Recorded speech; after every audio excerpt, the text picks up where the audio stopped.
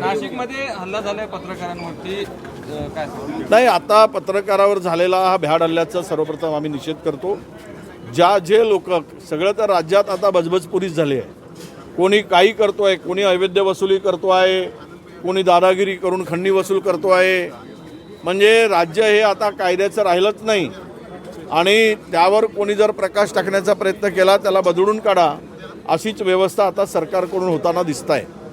आज जो झालेला हल्ला आहे, सत्य उघडकीस आणताना पत्रकारांना जर अशा पद्धतीनं मारहाण होत असेल, गंभीर दुखापत होत असेल तर हे निषेधार्थ आहे. सरकार म्हणून गृह खात्याने ही जबाबदारी घेऊन कारवाई तातडीनं केली पाहिजेत, कडक कारवाई केली पाहिजेत आणि ही प्रवृत्ती पुन्हा डोकं वर काढणार नाही, त्याला ठेचलं पाहिजेत, अशा प्रकारची आमची मागणी आहे. हो, विश्व हिंदू परिषदेने बजरंग दलाने मागणी केली आहे, नवरात्र उत्सवात जे गरबा खेळले येतात त्यामध्ये गैर हिंदूंना प्रवेश दिला जाऊ नये, त्यांचं आधार कार्ड तपासण्यात यावं किंवा वराहाच्या. हे काय ठेकेदार आहेत काय, मालक आहेत काय हिंदूंचे? विश्व हिंदू परिषद आणि बजरंग दल का हिंदूला विकत घेतले त्यांनी? कोणी काय करावं स्वातंत्र्य आम्हाला संविधानाने दिलेलं आहे.